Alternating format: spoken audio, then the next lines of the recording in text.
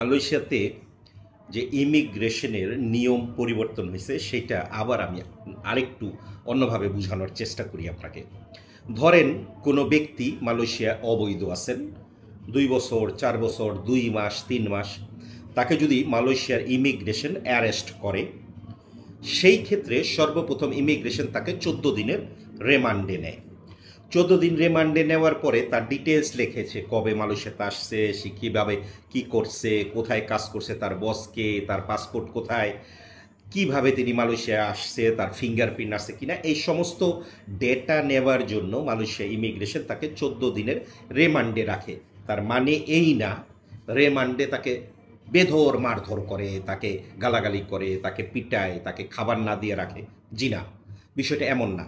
রিমান্ডে রাখার মানে তার সাথে 14 দিনের মধ্যে কারো সাথে কোনো দেখা সাক্ষাৎ করতে দেয় না, কারণ ইমিগ্রেশন তাদের কাছ থেকে তাদের ডেটা নেবে। এখন কথা হচ্ছে 14 দিন লাগে কেন, এত সময় লাগে কেন তার কাছ থেকে সমস্ত তথ্য নিতে? কারণটা হচ্ছে আপনার মতো এমন কয়েকশো লোক তারা অ্যারেস্ট করে, এবং অ্যারেস্ট করার পরে এক একটা গ্রুপ করে এক একজন ইন্সপেক্টরের হাতে কিংবা এক একজন অফিসারের হাতে এই গ্রুপটা দিয়ে দেয়। তখন ওই অফিসারের সমস্ত তথ্য লিখতে হয়, এয়ারপোর্টের থেকে জানতে হয় ওই এই এয়ারপোর্টে আসছে কিনা, এই সমস্ত কাজ সম্পূর্ণ করতে ওনাদের 14 দিন সময় লাগে। এখন কথা হচ্ছে 14 দিন পরে তারা কি করে? 14 দিন পরে তারা এই ব্যক্তিকে কোর্টে পাঠায়।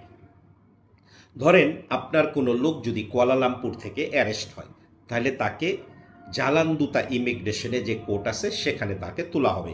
ধরেন কোনো ব্যক্তি যদি জহুরবারু থেকে অ্যারেস্ট হয়, তাহলে তাকে 2 জায়গায় কোর্টে তুলবে, হয়তো পন্তিয়ানা, না হইলে কান্নানাস। যাই হোক, বিভিন্ন ডিস্ট্রিক্টে যখন আপনি বিভিন্ন জায়গায় ধরা পড়বেন, বিভিন্ন ডিস্ট্রিক্টে কোর্ট আছে, এবং সেই কোর্টে আপনাকে 14 দিন পরে তোলা হবে। এবং কোর্টে তোলার পরে আপনাকে একটা সাজা শোনাবে কোর্ট, যে আপনার 4 মাসের সাজা, কিংবা আপনার 10,000 টাকা জরিমানা, কিংবা আপনার 5,000 টাকা জরিমানা। এই যে সাজা শোনানোর পরে আপনাকে কিন্তু ওনারা জেলখানায় পাঠিয়ে দেবে, কিংবা আপনার যদি কেউ থাকে অভিভাবক যিনি আপনার জন্য জরিমানার টাকা দিতে পারবে, সেই জরিমানার টাকা দিলে তারা কিন্তু আপনাকে ক্যাম্পে পাঠাবে। এখন ক্যাম্পে পাঠানোর পরে আপনার কোনো আত্মীয় স্বজন যদি ক্যাম্পে যায়, যাওয়ার পরে বলে যে আমি এই জরিমানার টাকা দিয়ে দিছি, এই যে রিসিট, ওনাকে অতি সত্বর আমরা দেশে পাঠাবো।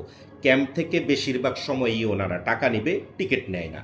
কোনো কোনো সময়ে ওনারা টিকিট নেয়। কথা হচ্ছে মালয়েশিয়ার সরকার যে নতুন একটা নিয়ম ঘোষণা করলো, সেইটা আসলে কি, এবং সেটা কি কি ক্ষেত্রে ব্যবহার হবে। ওকে, এক কথায় যদি বলি, মালয়েশিয়াতে কোনো অবৈধ লোক যদি আটক হয় এবং সেই লোক যদি 1 দিন থেকে 90 দিনের মধ্যে মালয়েশিয়ায় অবৈধ হয়েছে, মানে আপনি টোটাল 90 দিন মাত্র মালয়েশিয়াতে অবৈধ আছেন, সেই ক্ষেত্রে আপনাকে আর কোর্টে তুলবে না। মানে আগে যেরকম 1 দিনও যদি আপনি অবৈধ থাকতেন, আপনাকে কিন্তু কোর্টে চালান দিত। এখন আপনি 90 দিনের মধ্যে যদি আপনি অবৈধ থাকেন মালয়েশিয়াতে, আর ইমিগ্রেশনের হাতে যদি ধরা পড়েন, সেই ক্ষেত্রে ইমিগ্রেশন আপনাকে কোর্টে চালান দিবে না। তাইলে আপনার জরিমানা কিভাবে আসবে? জরিমানা হচ্ছে, আপনি 1 দিন থেকে যদি 29 দিন অবৈধ থাকেন, সেই ক্ষেত্রে আপনার কোনো আত্মীয় স্বজন যদি থাকে, উনি ইমিগ্রেশনে গিয়ে, সরাসরি ইমিগ্রেশনে গিয়ে, কোনো উকিল লাগবে না, কাউরে লাগবে না। যদি আপনার পাসপোর্ট থাকে, আপনি সরাসরি ইমিগ্রেশনে গিয়ে 1 দিনের জরিমানা 30 রিঙ্গিত। এখন যদি 20 দিন অবৈধ থাকে, তাইলে 600 রিঙ্গিত। আবার ধরেন কেউ 1 মাস থেকে 2 মাস অবৈধ ধরা পড়ছে, তার ক্ষেত্রেও ওনাকে কোর্টে পাঠাবে না, আপনি সরাসরি ইমিগ্রেশনে 1000 রিঙ্গিত জরিমানা দিতে পারবেন। এখন ধরেন আবার কেউ 1 মাস থেকে 3 মাস, মানে 90 দিন পর্যন্ত অবৈধ, তার ক্ষেত্রে আপনার 2000 টাকা জরিমানা দিতে পারবেন। এর বেশি ধরেন যারা 91 দিন, 92 দিন, 93 দিন, 2 বছর, 4 বছর, 5 বছর অবৈধ আছে মালয়েশিয়াতে, তাদের ক্ষেত্রে ইমিগ্রেশনে আটক হলে তাদেরকে কোর্টে পাঠাবে, এবং কোর্ট ম্যাজিস্ট্রেট ডিসাইড করবে তার কয় টাকা জরিমানা, কিংবা তার কতদিন সাজা কাটতে হবে। সেই কয় টাকা জরিমানা দেওয়ার পরে, কিংবা সেই কয়দিন জেল খাটার পরে এই ব্যক্তি চলে যাবে ক্যাম্পে। ক্যাম্পে যাওয়ার পরে যদি বাহির থেকে কেউ ওনার টিকিটের টাকা দেয় কিংবা টিকিট দেয়, সেই ক্ষেত্রে উনি বাংলাদেশে যেতে পারবে। আশা করি সমস্ত বিষয়টা বুঝাইতে পারছি। এখন অনেকে বলবেন, আমার তো ভিসা আছে, আমার বস তো ভিসা লাগাই নাই, আজকাল 2 দিন ধরে আমি ভিসা ডেট হয়ে গেছে। দেখেন, আপনার ভিসা আছে, আপনার বস ভিসা লাগাই নাই, আপনার বস আপনার জন্য স্পেশাল পাসের আবেদন করতে হবে, এটা আপনার জন্য না। এই খবরটা কিংবা এই যে সুযোগটা, এটা শুধু যারা অবৈধ আছেন, ইমিগ্রেশনের হাতে ধরা পড়ছেন তাদের জন্য।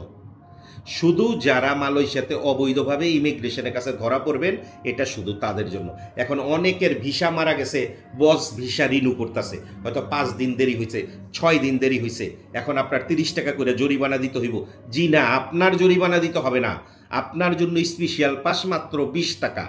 যেই ব্যক্তি নাকি ইমিগ্রেশনের হাতে ধরা পড়ছে, শুধু তার বেলায় এইটা, অন্যদের বেলায় না। আশা করি বুঝাইতে পারছি।